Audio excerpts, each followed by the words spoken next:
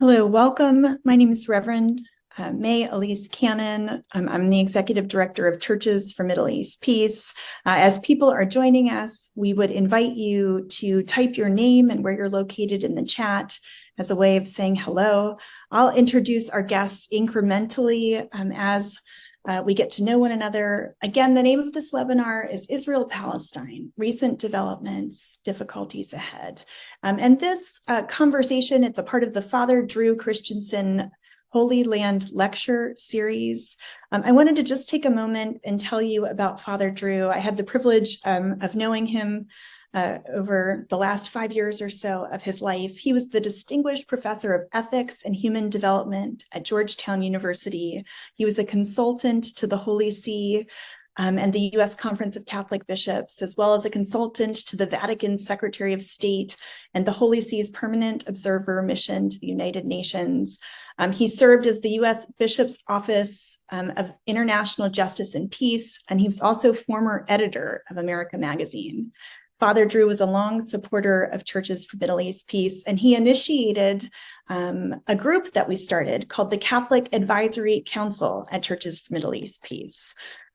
Father Drew passed away in April of 2022, and because of his long commitment to peace and justice in the Middle East, we launched this Father Drew Christensen Lecture Series. And so this week, we were just talking about the fact that there are lectures happening all over the country, 3 in fact. One happened earlier this week at Scranton in Pennsylvania, where Bernard Sabella, who's a Palestinian Christian, who wasn't able to join us because of the current conflict, joined by video about 2 o'clock in the morning, actually. And so he spoke Monday at Scranton. Tomorrow there will be an event at Notre Dame. And of course, our critical conversation today. Our appreciation and thanks to our co-sponsor, the Bethlehem University Development Foundation. And also this is co-sponsored by Churches for Middle East Peace's Catholic Advisory Council. I just wanted to take a minute to tell you a little bit about Churches for Middle East Peace. We have been around next year, it will be 40 years, and our commitment is pursuing systemic change and addressing issues that are core to the conflict between Israel and the occupied Palestinian territories. We're calling for an end to the occupation. We're calling for self-determination, equality, and human rights for all people. And while our work started and focuses primarily on the Israeli-Palestinian conflict, we work on addressing conflicts throughout the whole Middle East. We consist of a membership coalition of 34 member communions, Catholic, Orthodox, Protestant, Evangelical, and Peace churches. And at Churches for Middle East Peace, we're focused to advocacy and shifting U.S. policies towards more holistic engagement in the Middle East. And I'm honored and really grateful to partner in this conversation with the Bethlehem University Development Foundation and to introduce you to their new incoming executive director, James Howell. James has only been in this role since October 30th. So that is 2 weeks, if I'm counting my dates correctly. And what a 2 weeks it has been in the middle of just such horrors happening in the Holy Land. So James, wanted to say hello and give you the opportunity to introduce yourself and the Bethlehem Development Foundation. Wonderful. Thank you so much. I really appreciate it. As May said, my name is James Howell, and I am the new executive director of the Bethlehem University Foundation. So 2.5, 3 weeks in, but thrilled to be here. And we are excited to be a co-sponsor of this series. A little bit about Bethlehem University. We were in the late 1960s, early 70s, there was really a strong call from the Palestinian people to create a university that would allow people to stay there in Palestine, to be educated, to contribute to the homeland. Due to the occupation, more and more Christians were leaving, Palestinians were leaving, and simply weren't returning. And so with the support of the Vatican and sponsorship of the De La Salle Christian Brothers, the university opened its doors on October 1st, 1973. 50 years ago last month, we became the first registered university in the West Bank at the time, starting with 112 students. So to this day, Bethlehem University is led by the LaSallian brothers, and our departing vice chancellor from New Zealand is on his way out, and we have a new incoming vice chancellor from Paraguay. And so while serving the people of Palestine, Bethlehem University is truly a center of global engagement. In fact, before October 7th and the war, we were welcoming around 4,000 pilgrim visitors every year to our campus. Today, the university emphasizes excellence in academic programs and really developing students to be leaders in society. We aspire to foster shared values, moral principles, and dedication to serving the common good. Our goal is that we want our students to make a unique contribution to building peace and enabling each other to take responsibility and for the future of the Holy Land. Really briefly, a little bit about our roughly 3,000 students. 77% of our students are women, and roughly 80% of our students are Muslim, the remaining being Christian. About 50% of our students come from the Bethlehem area. Around 40% of our students come from Jerusalem, and most of the rest are from Hebron. We have about 400 faculty and staff. We are the largest employer in Bethlehem, and our faculty works in schools of nursing, health sciences, business administration, education, arts, hotel management. We also have advanced programs in child neuropsychology, infectious diseases, social work, palliative care nursing, international cooperation and development, and biotechnology. So we're doing a lot of amazing work that really speaks to what the needs are of the Palestinian people.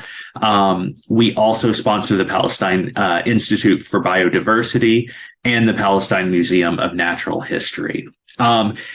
Lastly, I'll mention, what the events look like now for Bethlehem University. We are no stranger to conflict. In fact, the Yom Kippur War started less than a week after our founding 50 years ago. We've been closed 12 times by military-imposed orders, the longest for 3 years. Aside from the daily challenges our students and faculty face under occupation, they struggle to access education is really constant. I mentioned about 40% of our students come from Jerusalem, which means multiple forms of transportation, checkpoint crossings, delays, intimidation, things like that. I was in Bethlehem actually the week before October 7th and heard from students that uneventful commutes on a regular day from Jerusalem were often 2 hours one way. Since October 7th, checkpoints obviously have been closed, little to no access between Jerusalem and Bethlehem for our students. So our Bethlehem students have been able to come to campus when it's safe, when they feel that they're able to do so. But we've turned to online learning when we can for the students who are unable to be there. As you know, in this region, each day is different, depends on the freedom of movement, the situation, and sort of how the day unfolds. So we all pray for peace. Thank you for your support. If you'd like to know more, please visit our website, bethlehem.edu or bufusa.org to learn more. And we're thrilled to be here. Thank you so much, James. I appreciate that very much. And I'm really honored to introduce you to our first guest. And Nabeela, I'm afraid that I feel like I'm setting you up by saying, okay, now let's talk about recent developments and difficulties ahead, given everything that's happened in the last month. But let me introduce you to Nabeela. She is our first speaker. She's Executive Vice President of OTH Solutions. Prior to joining the private sector, she was a federal civil servant at the Department of Homeland Security and the Executive Office of the President. At the White House National Security Council, she served as the Director of Resilience and Response, where she focused on emergency management, cybersecurity, and critical infrastructure protection. She advanced public policy and operations across more than 30 different federal, state, and local law enforcement and emergency management agencies, particularly following the January 6th attack on the U.S. Capitol. At DHS, she most recently serves as the Chief Policy for Cybersecurity and the Infrastructure Security Agency, CISA. I encourage you to read her full bio. It's so prestigious and very impressive. She earned a master's degree from the U.S. Naval Postgraduate School Center for Homeland Defense and Security in 2015. She also holds a master's in U.S. Foreign Policy from George Mason University and a bachelor in political science from Virginia Commonwealth University. She was born and raised in Washington, D.C., and also is a Palestinian Christian,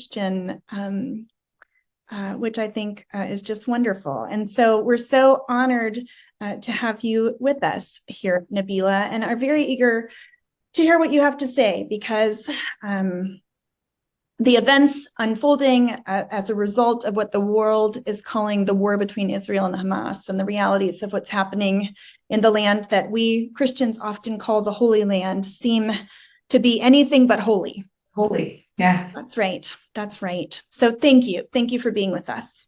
Yeah. Thank you. Thank you for having me. And thank you very much for this opportunity. And, we could have just skipped the whole bio part and just gone right to Christian Palestinian. Because being in DC and in the career field that I've been, that's actually the last thing I ever introduced myself as. And so that has quickly changed. So thank you very much for having me. Thank you, Father Elias, for being so kind in our correspondence leading up to this. So yeah, the last 39 days have, if it's taught me anything, it's that all those things and all those degrees don't really mean a whole lot when we're facing something that feels so insurmountable. And especially in the national security space, and having worked in the White House and kind of purposefully avoiding a career in foreign policy and dealing with U.S. foreign aid, I kind of intentionally focused on the security route, where there wasn't many Palestinian Americans, certainly not many women Palestinian Americans.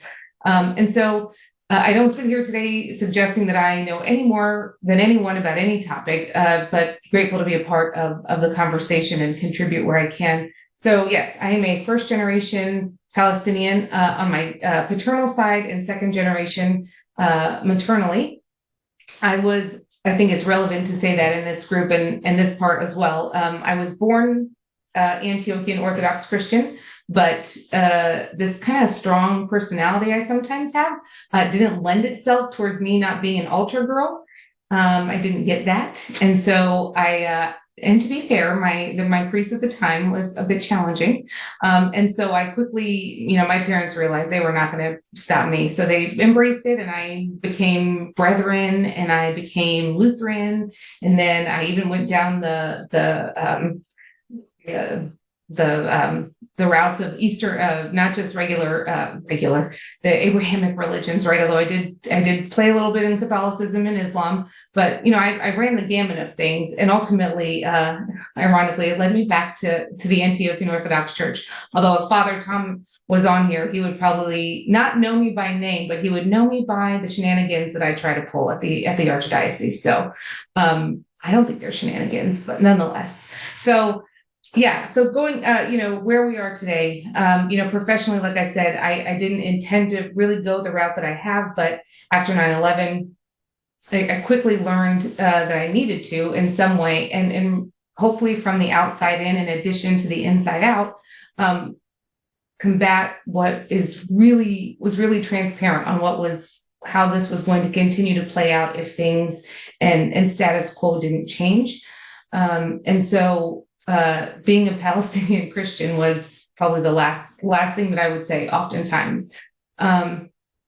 So when it did come up, and eventually as I grew in my career, it came up, there's three things that always happened then and still happen today, which contributes to the chaos we're in right now. When I say that I'm Palestinian, you get met with confusion. And so, oh, you're from Pakistan, right? So that happens a lot.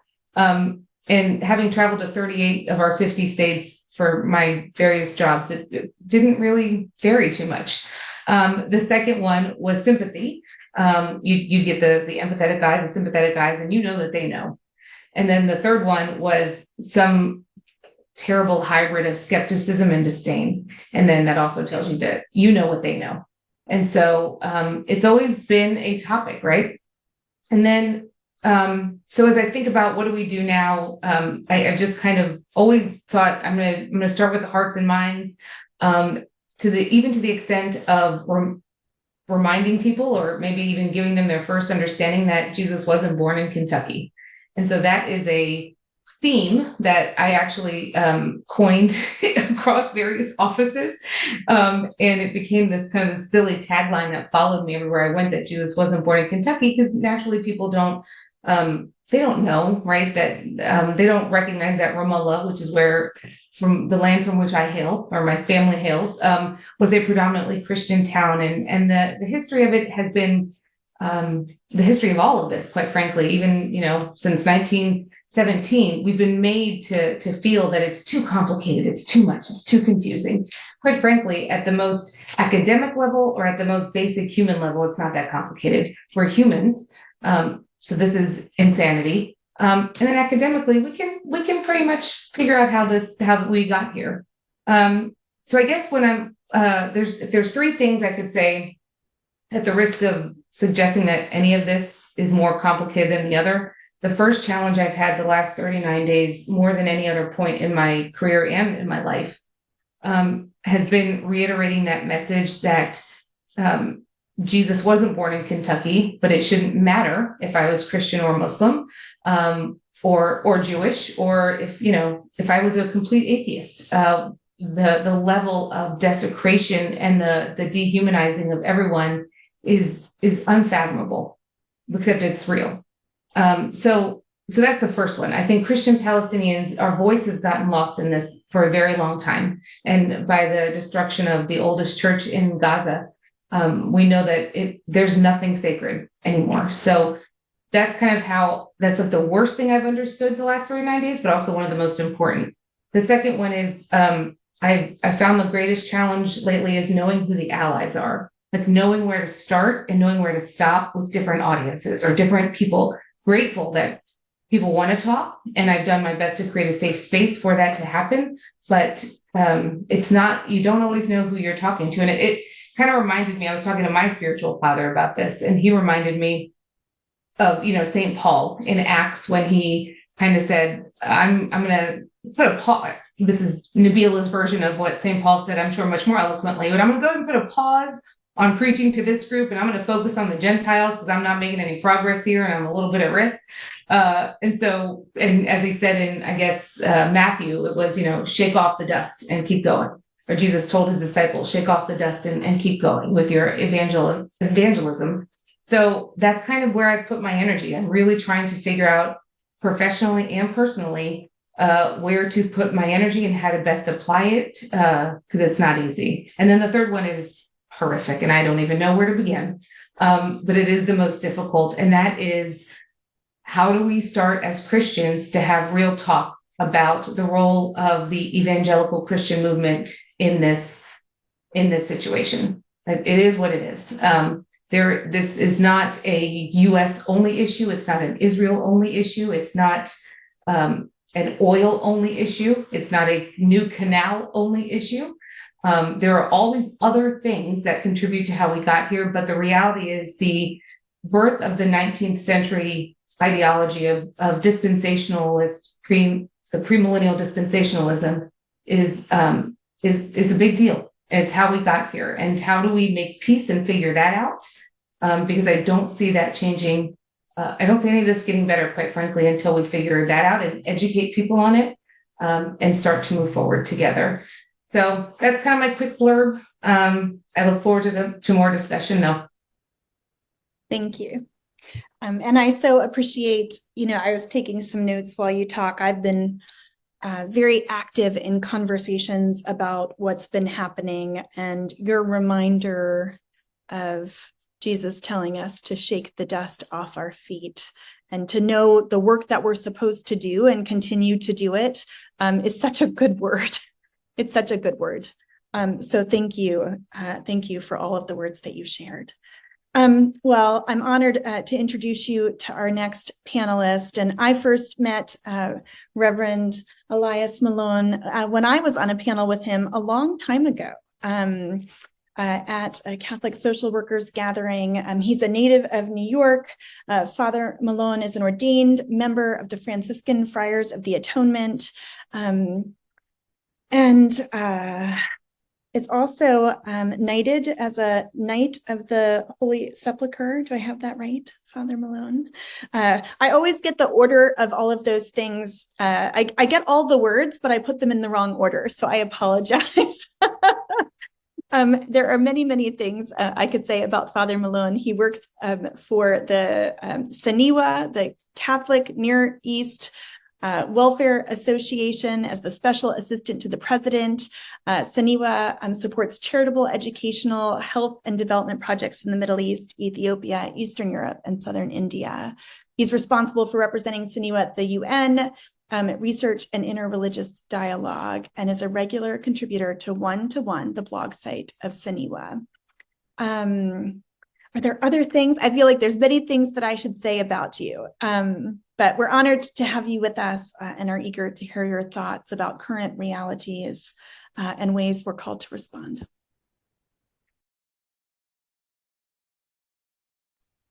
Thank you, May. In dealing with this, what I want to do is just very quickly go and look at some recent developments and what they might mean. I mean, we're dealing with an occupation in the context of like 56 years now. I think it's the longest occupation in modern history. Rather than having a lecture that holds together, I'd rather talk in like bullets. So the starting point, the Hamas attack of October 7th, killed civilians and non-combatants, killed and takes hostages, and is a violation of international law. That's clear. The headlines were screaming that it was an unexpected and unprovoked attack. And my response to that is anyone that thinks it was unexpected and unprovoked just has not been paying attention. There's things about it, the ferocity of it, the success of it, the size of it. Yeah, those were expected. But the fact that something was going to explode, it was absolutely inevitable. And there are things in the recent developments that would indicate that. So the other thing, it fascinates and irritates me how little people know about the Middle East. And you end up sounding didactic and pedantic. But like the names of Hamas and the names of Fatah tell you a lot. That Hamas is the Harakat al-Muqawama Islami. It is an Islamic resistance movement. Okay, that tells us something about what it is. Fatah, on the other hand, is a Harakat Tahrir Wataniya Philistini. Fatah is a national Palestinian liberation movement. That's very different. And those things are significant. Hamas has never done anything for the Palestinians except cause them trouble. And to identify Palestinians with Hamas is not only incorrect, it's just not helpful at all. So that's an important thing. The Palestinians in Gaza have never been happy with Hamas. And I mean, okay, Fatah can be is weak, but it's not like Hamas. It's not violent against its people. Another thing is that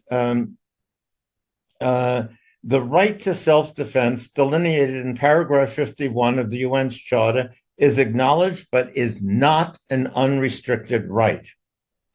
The other thing is the obligation to proportionality of military response, whether in self-defense or otherwise, is practically impossible in Gaza. There are 2.2 million people in Gaza. There's 1.8 million in Manhattan. That gives you a thing. Gaza is slightly twice as big as Washington. It's been under blockade for 17 years. In other words, there is nowhere to flee other than to other parts of Gaza, which are also under attack. So go south, young man. Well, they're bombing the south too. Okay.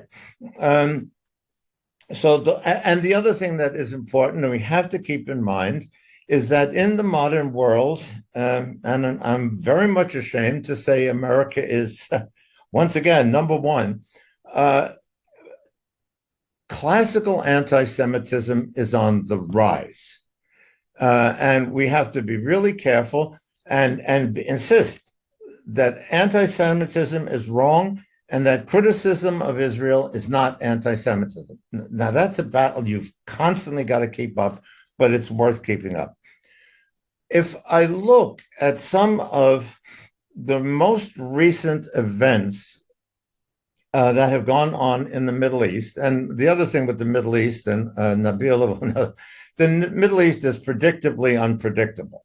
You never really know what's going to happen, and every time you think you have it down, something else happens.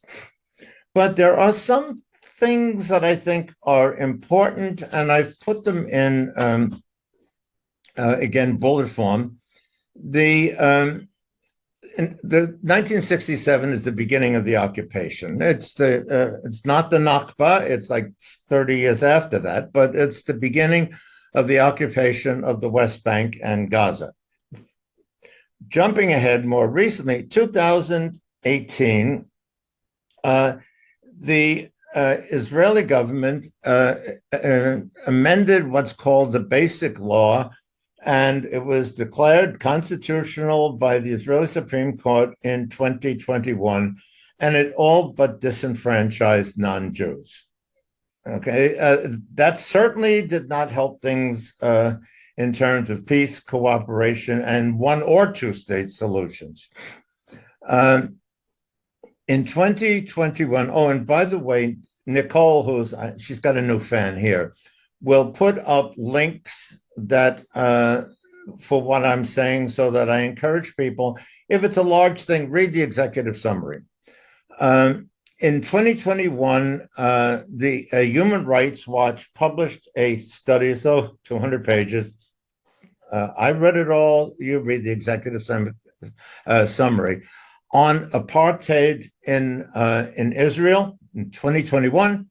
In 2022, Amnesty International published a similar study using entirely different metrics on apartheid.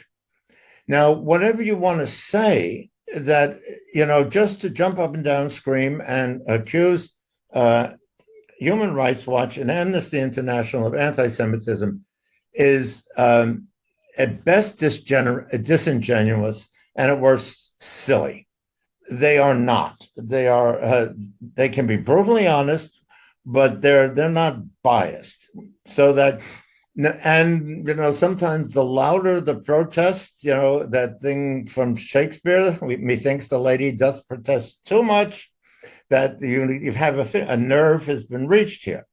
So that there were two studies. Now, whether one agrees with them or not, they come out not from some hair on fire crazy group, but from two very reputable Human Rights Watch organizations.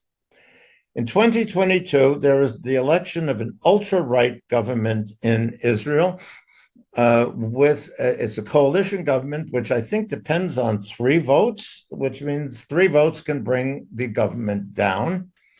In 2023, and there'll be a link for this, was the bloodiest year in Palestine and in Gaza for Palestinians. And there's a link for that will give you the data. So this year, it's the bloodiest year since 2005. That's almost 20 years. And you think nothing is going to happen? People are going to sit back and, a bloody year. Actually, it's a record, That raises the pressure in the pot. Also in 2023, and I'll give you a link for this, it's again, if you're a legal geek, it's really worth reading. It's oddly named, and the topic, the name of the document is The Legality of Israeli Occupation of the Occupied Palestinian Territory, including Jerusalem. And that was published by the UN Committee on the Exercise of the Inalienable Rights of the Palestinian People. The UN has never gotten down how one comes up with snappy, short topics, and so it goes by the well-known CEIRPP. Yeah, it's very worth reading. It's very legal, and it's very dispassionate. It looks at it in terms of international law. It is an important study. Finally, in 2023, Hamas attacked southern Israel, about 1,200 casualties, 200 hostages.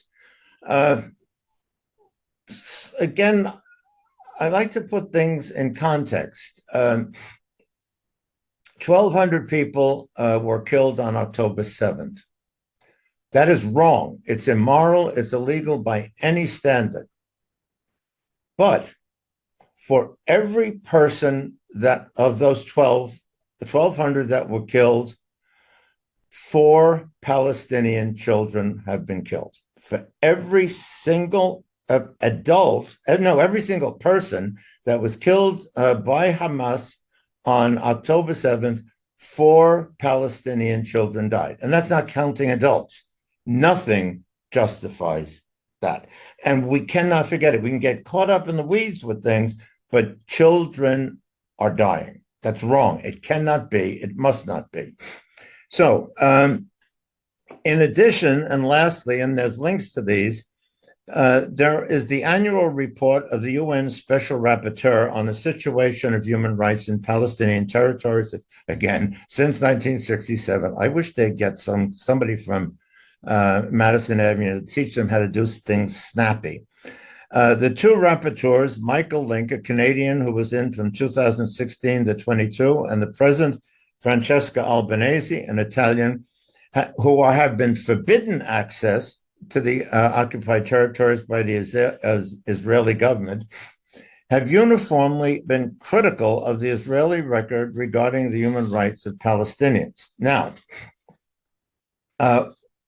what I'm saying is that in the last 6-7 years, 10 at the maximum, there has been a shift.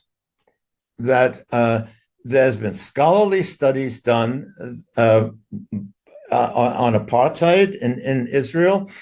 The Committee for the Exercise of the Inalienable Rights of the Palestinian People study on the legality comes out and says, no, by international law, this is not a legal occupation. And then some of the recent sort of murmurings from the International Court have opened up new insights into the Palestinian situation, and there's a shift, I believe, or a shift occurring in the international opinion of what is going on in the Middle East. At the same, so in other words, there's an emerging criticism of the Israeli policy against the Palestinians. And we notice it even in the United States. I mean, there has been large demonstrations for Palestinians. That's something new. At the same time, the Israeli government under Netanyahu is the weakest government probably since the beginning of the foundation of the State of Israel in 1947-48. And before October 7th, there were huge anti-government demonstrations, and they were presented in the media as pro-democracy. Well, they were pro-democracy for Jewish Israelis, but not so much for Palestinian Israel. But nonetheless, there was strong reaction towards the government. The government is weak. And here I am not speaking of causality. I want to be very clear about that. It's not A, therefore B. But historically, nothing helps a weak government that's weak against that has a weak support of its own populace than an outside enemy. And so, in a demonic way, the attack of Hamas actually strengthened Netanyahu's hand. Now, which leads me to make a guess that terrifies me. Namely, that it's not to his advantage to end this conflict quickly. The other thing I would ask people to do not call this a war. This is not a war. A war is between nation states. Israel against Hamas is sort of like the United States declaring war on Milan. You can't do that. It's a conflict, or you can give it nastier names, which might be even as accurate, but it's not a war. Okay, so and that means basically that the international rules of law are even stricter than in a war between a declared war between two nation states. Okay, so those are some of my insights into recent developments. They're not as the result of them is not as positive as I would like, except for the fact that I think the international community, is becoming more and more aware of the plight of the Palestinians. Thank you. And, just even what you articulated about not calling this a war, that was why in my introductions I said what the world is calling the Israel-Hamas war, right? And so many of the things that we would identify as what's happening, I feel like I can give sentences to describe the current reality, but it's hard to articulate the repercussions. We have been talking a lot after the attacks by Hamas on October 7th, on October 8th, or very shortly after the attacks on October 7th, Israel decided to exercise collective punishment by turning off the water, the electricity, and the gas on more than 2.3 million people living in Gaza, which of course is illegal by international law.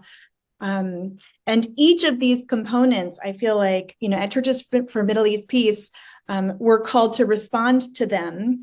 And one of the things that's been deeply frustrating, and we've spent a lot of time on, is the news will take something that they'll take one piece of information and they'll consolidate it to 4 words. So, for example, we heard that there are humanitarian pauses. Well, we didn't hear that the humanitarian pauses are in very specific geographic regions where the Israeli troops are present because they have incursions, and that they're being used to control the flow of Palestinians who are being displaced from their homes in the north to travel to the south. And so you hear, oh, let's celebrate humanitarian pauses, sounds like a good thing, but actually, in reality, that's not what's happening. No, it's not a pause where humanitarian assistance is being delivered, to Palestinians, which when you read it in the news, that's what it sounds like. And so that's quite frustrating, to say the least. Which brings me to a question I have for both of you. And for those who are watching, we will very shortly open up for questions. And feel free, you could use the chat if you would like to converse, and I will pay attention to the chat. The question and answer function at the bottom of the screen is a little easier to use if you have questions, and we'd really invite you to do that. But this question is for both of you. Given some of what we talked about, Nabeela, you talking about the 3 challenges, that you've experienced and the things you're learning the last 39 days, here in the U.S. context, and, the history and what you discussed, Father Elias, in terms of international law. I'm just going to take a moment and say how Churches for Middle East Peace is responding. And my question for each of you is, how then should we as Americans be responding? What choices do we have?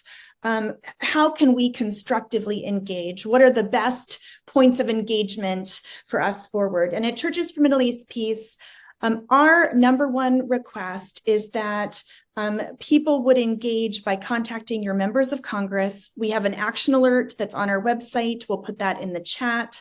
We're calling for a ceasefire, and we're calling for a bilateral ceasefire, which means an end to violence against all civilians, that Hamas would stop all acts of violence, that Israel would stop bombing Gaza, which is having a disproportionate, horrific effect on Palestinian civilians who are not Hamas. So we're calling for a bilateral ceasefire. We're calling for immediate and adequate humanitarian assistance before what the world calls the war. Before all of this began on October 7th, there was a minimum of 500 trucks, at least 5 days a week, at a bare minimum to prevent malnutrition. Now there's no or limited, but no water being turned on. There's no food being, gas has been turned off. And the amount of trucks that has been allowed in has been, as of last week, it was only 500 trucks total since October 21st. I mean, it's this tiny drop in the bucket in terms of the amount of humanitarian aid and assistance. It's believed, because gas has not been allowed in, that by Thursday, which is tomorrow, communications would be cut off. And here's an example of the news. Israel just announced that they will allow gas into Gaza, and the amount is 1% of what's needed to operate the hospitals. UNRWA just came out with I forget his title, Secretary General of UNRWA came out and said that whole thing is almost a farce. Right. They're really not letting the gas. That's right. The fuel. That's right. But the news is reporting that they are. Yeah. Right. No, that's exactly right. So immediate and adequate humanitarian assistance is our second ask. And our third is the release of all civilians. And we are calling for the release of hostages, but we would be affirming, Hamas has been willing to negotiate this since very early on, a hostage exchange that would allow for the release of women and children, for example. So that's my question for you, for Americans in the middle of this, horrific escalation that has such devastating effect on civilians. What are positive steps people can take to constructively contribute? And I don't know, Nabeela, do you want to go first? Sure, I'm happy to take it. Although it's a pretty difficult question. So the first thing I think you said is right. We have to be vocal. We have to call our elected officials. We have to vote and encourage our communities to vote. I know that I've been trying to get Palestinians to vote in America since I could vote. But all of our communities, the turnout is horrendous in America compared to other democracies, or what we believe is a democracy.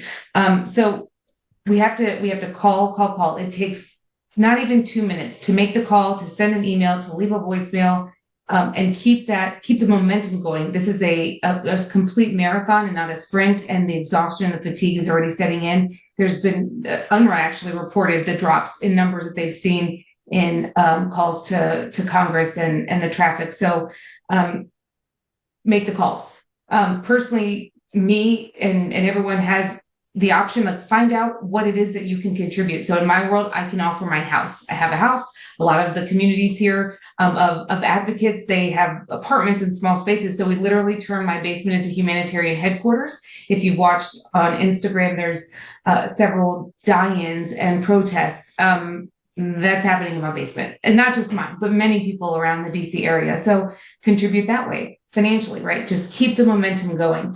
I think, and Father Elias was certainly talking about this. The other way we have to contribute, and it's not easy, but anything worth anything is worth fighting for, not violently fighting for, is amplifying the truth, amplifying the right messages. Social media has changed the way this conflict, this genocide, if you will be resolved. I also don't, and I'm careful with my word choice, I won't say war. I don't say war. War implies academically, operationally, a level of symmetry that doesn't exist. So this is not a war. There's but we have to find ways to amplify and get smarter on social media. And it's a double-edged sword, social media. It has obviously elevated the masses, right? There's so much more awareness and understanding, but on the other side of that, with the evolution of AI and the brilliance of artificial intelligence and the development of such sophisticated technology, is sadly very, very easy to create more false narratives. And we already know this is a deeply rooted conflict grounded in carefully curated messaging and a completely censored media. Columbia students, Jewish Voices for Peace, get shut down. That is because they're anti-Semitic, right? But the Jewish, in Harvard, it is considered anti-Semitic, right? Everything is very, very challenging and curated. The news is curated. So I would say that after voting, after calling your Congress, men and women, staying at the state level, at the federal level, amplify the truth, which means that we have to get smarter on what those voices are, and unfortunately that means following unique people on social media and figuring out what those are. And then the third one, like I mentioned, is one more thing with related to social media. ISIS is Hamas, right? That is a great example of how the narrative has really shifted and put Americans, in my opinion, in greater harm. This hashtag ISIS is Hamas has created that element of fear and generated more concerns by suggesting that the tactics and techniques and procedures that a terrorist group like ISIS uses is in any way similar to what Hamas does, is not just wildly inaccurate and unsubstantiated. It actually puts, I think it's negligent in the sense that it puts Americans at harm, because our law enforcement communities are hearing this and they are policing communities and protected activity under the First Amendment, thinking that Hamas is like ISIS and uses the same tactics. And that's just not the case for so many reasons. Father Elias mentioned many of them, but there's just so much more. So the social media piece is really important. And we, I think, as Palestinians, as Christians, we're getting our voice out there, but not clearly well enough. And then, of course, the third one is doing what you can where you can, meeting your community where they are, and keeping that momentum going. Thank you for that. I'm going to turn on the light while you answer. It got dark while we were talking, and I'm all about light shining in darkness. But same question to you, Father Elias. I think there's a couple of things. Years and years ago, it was in the 90s, I told some members of the PNA what I thought, and it's still the same. All things being equal, the Palestinians have to be the worst public relations people in the world. It's important to get the case out and to have it packaged in a way, namely small packages, that the American public can understand. I taught for years, and comparisons and analogies help people. I read once that the largest number a human being can visualize in their own mind is 9, 3 rows of 3. So you say 1 million or 2 million, it doesn't really make any difference. So, like, talk about, for example, Manhattan having no water, no drinking water in Manhattan. They don't know what Gaza is. You know, they don't know what Manhattan is. To say no electricity, that meant, like, if 10 square blocks of Manhattan go dark, it's in everything. So to make connections between what the Palestinians are experiencing and what Americans can understand, okay? The education is important. I think, and the other thing too, and this is not just Palestinians, it tends to be, and I hate to speak in broad things, the Arab culture in general can at times be fatalistic and throw up their hands and say, well, there's nothing we can do. Oh, yeah, and they tend to be far less politically active than they potentially could be. And so, how do we convince Arab Americans and Palestinian Americans to be proactive in their own cause and to make people understand what is going on? The other thing, and I don't know how to deal with this. I mentioned earlier about anti-Semitism in the United States, and it's real. It's toxic, and they know how to use things. And so that it's been shown that at some of the pro-Palestinian rallies, there are American nationalists and neo-fascists. Who should be surprised at that? It's not because the Palestinians are neo-fascists or Nazis. They're not. It's because this pushes the narrative along. And so we have to be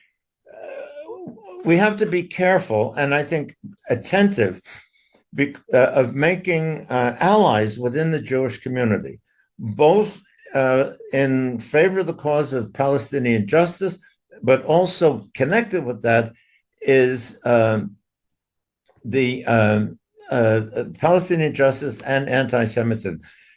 Fascists start at the bottom of the food chain and work their way up. Start with Jews. If you can get away with Jews, then go to gays. And if you can work your way up, then ultimately you can get anyone. And so that we have to make allies in the Western Jewish community, that freedom and justice are in everybody's, to everyone's advantage. And so, and you can't oppress one group without ultimately everyone suffering. And again, it means, I think, that the Arab and Palestinian community in the United States needs some help in becoming more sophisticated politically. I think they need help with. Well, there are a few other opportunities through Churches for Middle East Peace that I wanted to let people know about. I put the action alert in the chat. Thank you. I said I would do that, and then I forgot. Yeah. But weekly, since October 7th, we've been having prayer calls every Wednesday. I'll put a link to that in the chat. Every Thursday, we do a public briefing where people can ask questions every Thursday. Every day since October 7th, I've been doing roughly a 10-minute briefing online. We post these on our website and on our social media. And those briefings are a compilation of information from OSHA, the Office for the Coordination of Humanitarian Affairs, UNRWA, the UN Refugee Agency, news reports, things we're hearing in Washington, D.C., things we're hearing from meetings with either the White House or the State Department, or things we're hearing from foreign governments. We've been meeting with the Egyptians and the Jordanians. I often will quote something I've heard from like on the ground. I'm in touch and have been in touch with Gaza daily, for example. And so those are at least some places where we're trying to let people know, wait a minute, to try to keep information truthful. I wanted to let you know about two other things that are happening next week. Both of them are happening on the 20th, starting next Monday. Every Monday, we're going to have community calls with Congress. And we really want to step up our advocacy every day that bombing in Gaza and the war on Gaza continues, which it really is in large part because the effects are so devastating on civilians. Every day, when the bombing is at its height, Defense for Children International has reported that a Palestinian child dies every 15 minutes. Yeah. And so we really want to call on our constituents to increase not only our action alerts, but our calls to Congress. So we have a call-in number. We have instructions on how to do that. We'll do that. You can use the number whenever you want. In Advent, we're asking our constituents to make a call to all three members, that are your elected officials every day of Advent. You know, those Advent calendars you do, you know, they have them for chocolate. I heard they have them for beer now. You can have a beer Advent calendar. Have your beer, have your chocolate, have whatever your Advent, you know, thing is, and then spend just a few minutes a day, every day, as we prepare for Christmas, calling our members of Congress to call for a ceasefire, immediate and adequate humanitarian assistance, and release of hostages. And then Monday night, the 20th, we're doing a prayer vigil. And I've been amazed. We have heard leaders and organizations are coming from out of state to come Monday night to the White House at 6 p.m. next Monday to join us for a prayer vigil to call for a ceasefire as well. So I will put links to that in the chat. Now I'll move to your questions. Thank you for being patient. Diane has asked, what is your assessment of Tom Friedman's recommendations as developed in the New York Times op-eds? How influential is his perspective in the Biden administration? Well, I read it. I have great respect for Friedman. He has a long history in the Middle East. He's Jewish and he's honest. My response is what's the alternative? You know, of course he's right, and we've got to work at that. I have to be careful here. Generally, I approve of what this present administration does, and even without comparing it to others. But I think there was a certain precipitousness and a bit of naivete in the response to the attack in southern Israel that should have been handled by the State Department. I think it was be careful of getting involved in the Middle East. Nabeela, do you speak Arabic? It's pretty poor, I'm going to be honest. I can read and write at a second grade level. There's a thing in Arabic, adu adwi huwa sadiqi. The enemy of my enemy is my friend. Boy, that is a trap. That is a trap. And so, and again, we in the United States tend to be quite naive about the Middle East and other parts of the world. And one last thing, my experiences in dealing with people I try to get engaged is a lot of people want to do something and they don't know what to do or how to do it. Mm-hmm. And so anyway, but I think Friedman is right, because, you know, what's the alternative? Mm-hmm. I agree. In political science studies, everyone, and if you study Middle Eastern in any way, Middle Eastern studies in any way, you always read Friedman. So I don't know if the person was from Beirut to Jerusalem, but it's been a long time. So I think he's right. I think, if I recall, his article was a little bit ago. So I do think some things have changed to some extent. I guess ultimately the part that resonated the most, I think, with any notion that he put forward is once Netanyahu and this administration and the current Israeli administration decides to go full on in Gaza, which they are, it almost completely eradicates two-state solution options, right? So that is a huge problem. What are the options? What he also said was there is no way to move forward without really addressing the issues of settlements and occupied territories, right? This war is in Gaza. It is with Hamas in theory, yet there is horrific war crimes happening in the West Bank with people who have nothing to do with this fight. Well, not that many do, but there are settlements being built rapidly while the world is facing this way, they're over here, right? Civilians have been armed with weapons. And so, I think we're close to almost 200 West Bank Palestinians being killed since October 7th. And that's not all at the hands of IDF. That's at the hands of civilians, settlers, and IDF.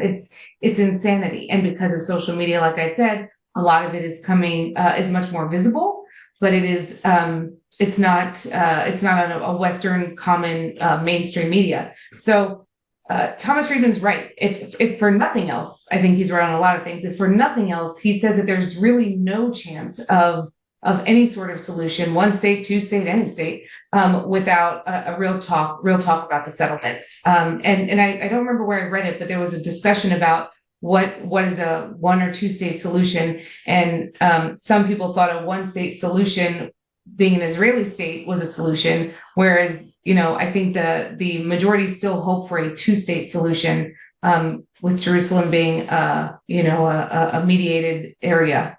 But so I mean, I think Thomas Friedman's great.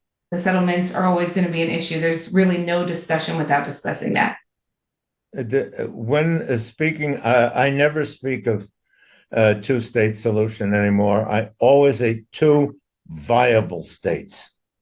Yeah, right. I mean, you can't take a rump state, that's like the size of Central Park with no economy and no infrastructure and say, poof, you're Palestine. It's kind of an interesting argument. There has to be viable, two viable states. Yeah. It's sorry, I'll just say one more thing, then I will stop. I often get asked since this started, and what I can do is create safe spaces to have conversations. I encourage people to fact check me. I think what I think, right? But the idea that the question I get is, well, how much could Hamas really control in Gaza, just as much as how much can the Palestinian Authority actually control in the West Bank? When you don't control the movement of people, when you don't control airspace, waters, borders, fuel, infrastructure, economy, banking systems, like what do people control? Well, there's without a right to self-determination, there is zero chance any of this gets resolved in a way that's favorable. There is a way, but yes. I have a question for both of you. I've been doing a lot of conversations today. I did an interview with Sky News Arabia, not in Arabic, and it was a debate with someone who actually is from the Heritage Foundation. And so we were calling for a ceasefire, and my counterpart said, anyone who calls for a ceasefire supports Hamas and essentially is a terrorist. And one of the things, and the reason I bring that up is that I have actually heard, to me, that's so absurd. I'm like, wait a minute, we're calling for peace. What are you talking about? Like it's illogical. It doesn't even make sense. And yet I'm hearing this prolifically. So, there are protests around the United States that are pro-Palestinian protests. There are protests that are pro-Israel. There was one 2 weeks ago here in DC that was pro-Palestinian. This last Saturday, there was one that was pro-Israel. There are gatherings in the US that are for ceasefires. They're calling for a ceasefire, which would be our position at Churches for Middle East Peace. It is a prolific talking point for certain groups that pro-Palestinian protests don't exist, that there are only pro-Hamas protests. And so how do you respond to that? Like when we talk about speaking truth and, the fog of war and kind of these tactics, how do you engage with that kind of a discourse? I'm not sure you can.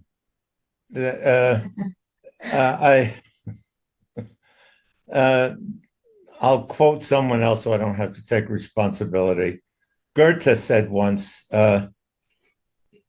even the gods struggle in vain against dumb. And, if don't bother me with facts, I've made up my mind. Right. And you just, I think, give a certain gravity or gravitas to people like that by even arguing with them. It's like arguing against gravity. You can do it forever and you're not going to get anywhere.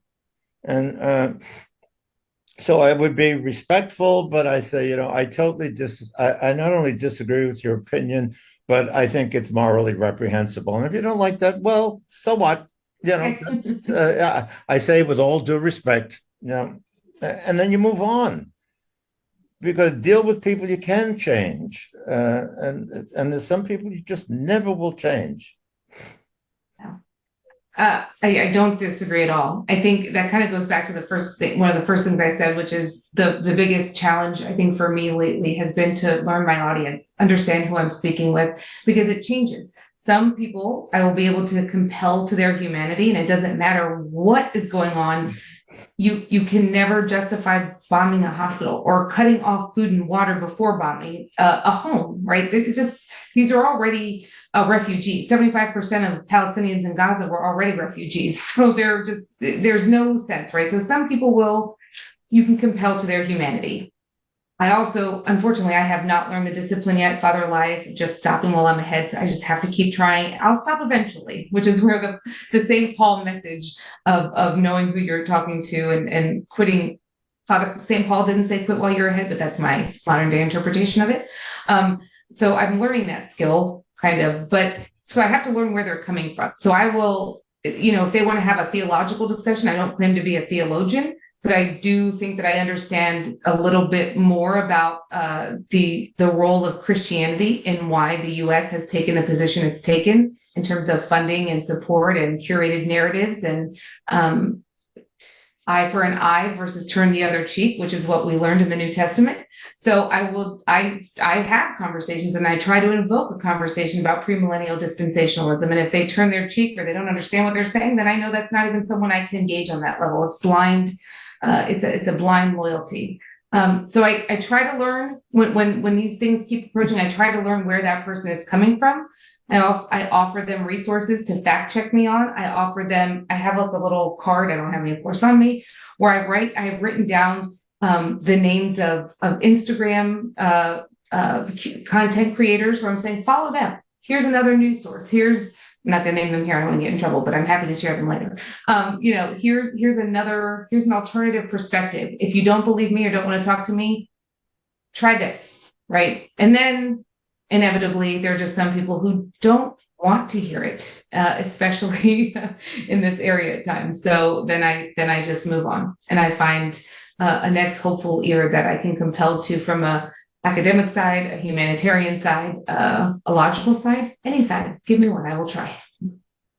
Thank you. I think, I think that's helpful, especially in terms of like our individual conversations and relationships. I think more broadly, the truth will set you free. And I think we have an obligation, I think you said this earlier, Nabeela, to speak truth, right? And so in those kinds of situations, it may not. My experience is that a lot of people, once they know what's going on, they have sort of a knee-jerk reaction because they don't have the information. And once they get information, they tend to moderate and be a lot more open. But there are those who they've made a decision not to change. Well, and then we'll respond the way that Nabeela suggested and shake the dust off our feet. Right? And I also, please, I'm not suggesting. I have my PhD and a few master's degrees, and I'm learning as I go, and I'm a professional working on this issue, right? So it's not that I think we have all the answers either. I think having a posture of humility. One of the things I talk about a lot is how do we do the work of peacemaking without hatred in our hearts and allow God to transform us so that God, allows love to pull the hatred right out of us. And so I think that's the most powerful act of peacemaking, is to speak truth in love and to advocate for justice from that place. So this is a follow-up to that same question. And then I know our time has quickly come to an end. And I'm sorry, this is a very poignant question, and it's a very specific question.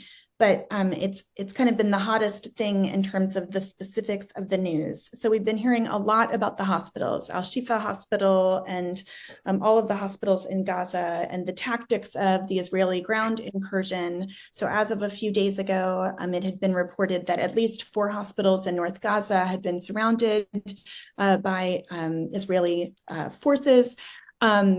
And the big justification is it doesn't matter that civilians are dying because we're eradicating Hamas. It's Hamas's fault. We've already talked about one, that's illegal by international law, let alone the fact that it's immoral, but then the specific justification is this idea of human shields. But then a more specific justification is this idea that under Al-Shifa Hospital, is Hamas's headquarters. Now, I did not know until a few days ago that has been used as an argument in all of the major wars with Gaza since 2009, at least. And that I can put an article in the chat from Democracy Now! My understanding is prior to this current conflict, there has been no evidence to show that that has ever been true. So that this was not a new thing. I didn't know that. But then I have a friend who's a news reporter who texted me 2 nights ago and said, breaking news, the Israeli Defense Forces found proof that this is true. And so, he sent me these things, and I watched a news report of an Israeli Defense Forces officer speaking English and giving a tour and saying, this house, which the house was still standing, this house belongs to a terrorist. And I thought, I know the Israelis. If this house belonged to a terrorist, the house would not still be standing. But anyway, this house belongs to a terrorist. There is a tunnel under it. This is the hospital, and you get this tour. And I just want to know what you think about this conversation, and how do we decipher, and how do you respond? There are tunnels all over Gaza. I know that to be true. Gaza is, 26 kilometers long. And so how do you respond to this idea that the hospitals, we just heard that the Israeli soldiers went into Al-Shifa today. And so what is the response to this conversation? What do we need to know? What do we need to understand? I'm happy to go or defer to you. Go ahead. I'm sorry. Oh, okay. No. I guess, well, I would start by saying I saw an article and I don't have it ready, so I'll have to send it. But there's a publication from 2014 that talks about how there are tunnels under Al-Shifa Hospital, and it was built by IDF in 2014, or it was discovered in 2014 or something to that effect. I don't want to quote it exactly because I don't have it memorized, but the idea that there's tunnels under everything, sure. Okay. And I guess at some point I'm in the position of, and so what, right? We know that they're there. So what? It's almost like October 7th happened, and then suddenly everyone knew exactly where Hamas was hiding, right? There are still children in that hospital. The people from the north were told to flee to hospitals in the south. We've been made to believe that missiles have gone awry and bombed hospitals by themselves. Missiles that are bombs and missiles that are completely more sophisticated than we've ever seen come out of Hamas before. At the end of the day, it's happening. And I think at some point we have to decide as humans if we're going to believe Doctors Without Borders, or if we are going to believe the voice of only people who benefit from this continued atrocity. And I've worked for this administration. I've given 20 years of my life to this to the service as a civilian in this country. So I am personally dedicated to getting this better and getting this right. And I don't think we're on the right side of history right now in many ways, precisely because I think we have that the Christian Zionist movement, that premillennial dispensationalism mentality, and it is driving our foreign policy in the most inhumane ways. And we have to get on a better side of that by education and explanation. At the end of the day, we have to do a better job. I think maybe PR people on the side of Christians and Palestinians need to be created, because as Christians, we need to do more about sharing the voices of content creators and media that are doing a different job of explaining what's happening. The thing is, there's no one answer, right? We have to do all of these things, and it's enduring and it's exhausting, but we have to keep doing it. We have to figure out how to change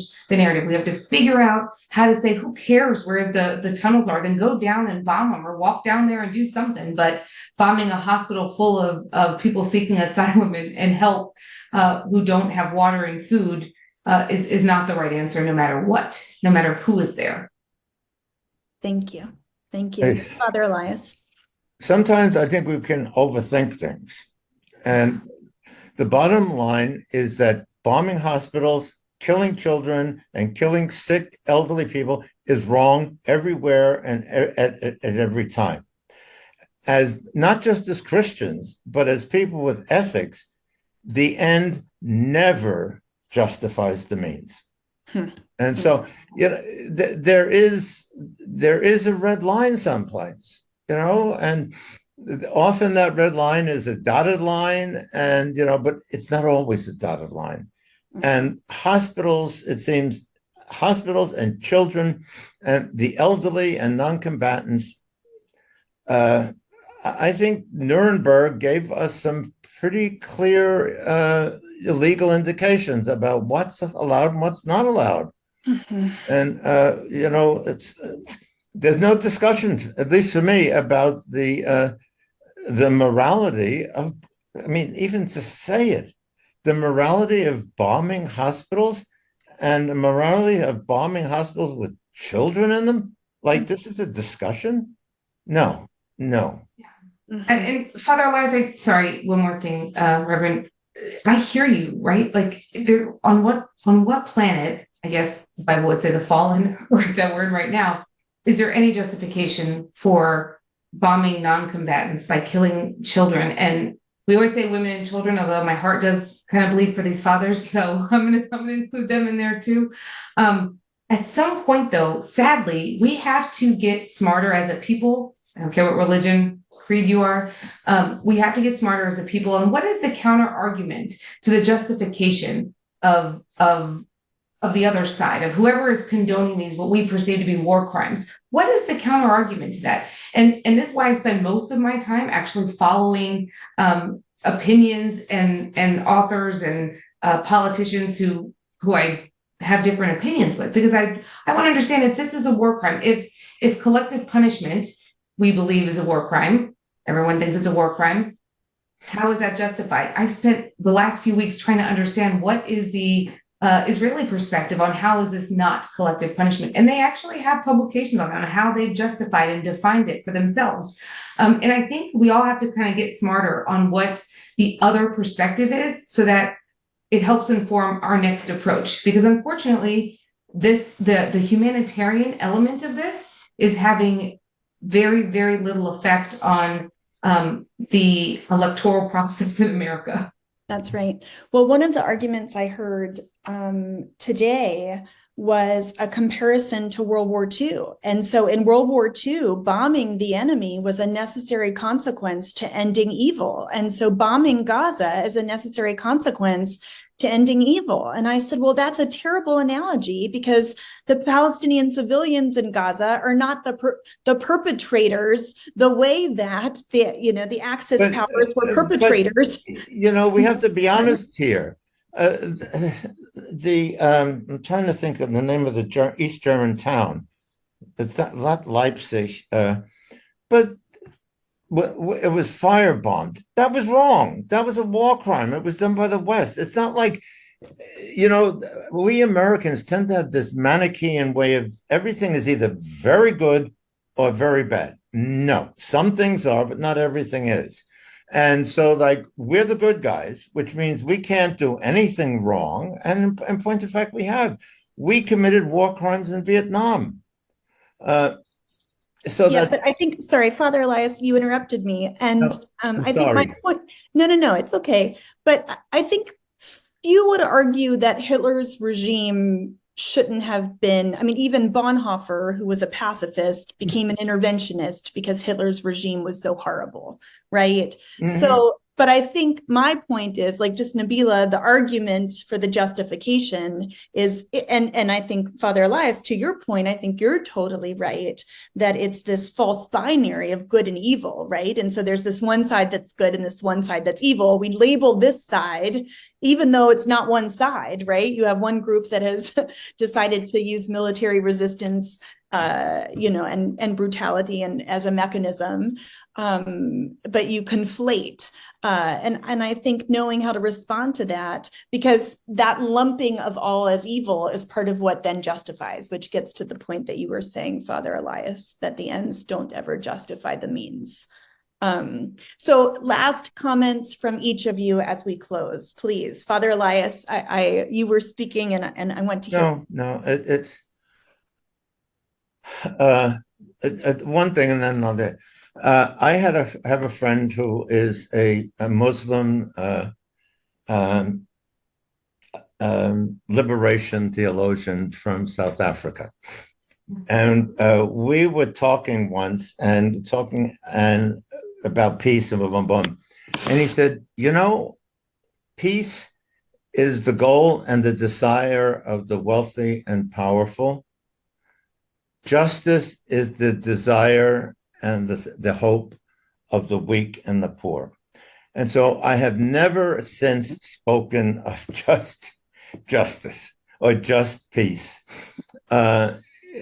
We have to pray for a just peace and not just a peace, but a just peace in the Middle East, a peace that is just for the Palestinians, for the Israelis, for the Bedouin. We cannot have peace without justice. Thank you. Thank you. Nabeela. Do I have to be eloquent now, Father Elias? Okay. You are fine. You are. This is just miserable and tough in every regard. I guess if I could leave with one thought, it would be, as much as I spend my personal life trying to do right in a humanitarian perspective, and what I would see as common sense, murder, slaughter on any side is never okay. It's just the common sense, right? That is insufficient for me. And I am struggling, and I want to, organize the masses to address, I guess, two main issues, I think. And one of them is the issue of how do us Christians unite? I cannot keep emphasizing enough how the role of Christian Zionism and all the different denominations of Christianity play a role in how this has gotten really as bad as it is. Maybe it stops there. Maybe that is just the one thought, because I don't know. I guess my other thought, I'll just say it, is, at the end of the day, we are American. I am American. I live here. I'm glad to live here. I don't want to live anywhere else. I would like to be able to go to Palestine. I would like to be able to see Palestine. But as a Palestinian American, I'm not oblivious to the geopolitical reality of the position this country has taken and continues to take. It's not confusing to me. It's quite apparent. And we have to address that reality. And unfortunately, as Christian as I am, there is a reality that I don't know how we get to a mutual and a peaceful agreement that is just, that is not binary, without understanding the other perspectives that are more geopolitical than humanitarian. So I guess if I could leave with those two things, that's what I want to focus on and want to join others in focusing on. Thank you so much. I'm so grateful to the both of you, to the Bethlehem University Development Foundation. I feel like this has been such a robust conversation. And when we're engaged and, responding to each other, it means that it's constructive and that we're passionate about the things we're discussing. So thank you, Father Elias. Thank you, Nabeela. I'll close. I will invite you, please, follow us on cmap.org. Join us if you're in DC for the prayer vigil next Monday, for our Monday calls to Congress. Join us in prayer. Join us, for our briefings. Call for a ceasefire and an end an end to all violence against civilians, immediate and adequate humanitarian assistance. I thought Friedman's words, I pulled them out and put them in the chat, but he wrote this a couple of weeks ago, but I think it's so relevant because any just peace will be and has to be something that addresses, the aspirations and self-determination and human rights and equality for Palestinians and protection and legitimate needs for Jews in Israel and around the world. So Freedom said this: "The hour is late. I've never written a column this urgent before because I've never been more worried about how the situation could spin out of controls in ways that could damage Israel irreparably, damage U.S. interests irreparably, damage Palestinians irreparably, threaten Jews everywhere, and destabilize the whole world." And my hope and prayer is that, we pray often, "Thy kingdom come." Our prayer is for a just peace. Our prayer is that this might be the darkest hour, but might it hit a tipping point, and we be able to enter into, a turning point where there could be a return to negotiations to address core causes for Palestinians, which of course is ultimately in the best interest of Israel as well. So much, much, much gratitude to all of you. And thank you to those who've joined us tonight as well. Thank you. Good to be together. Thank you.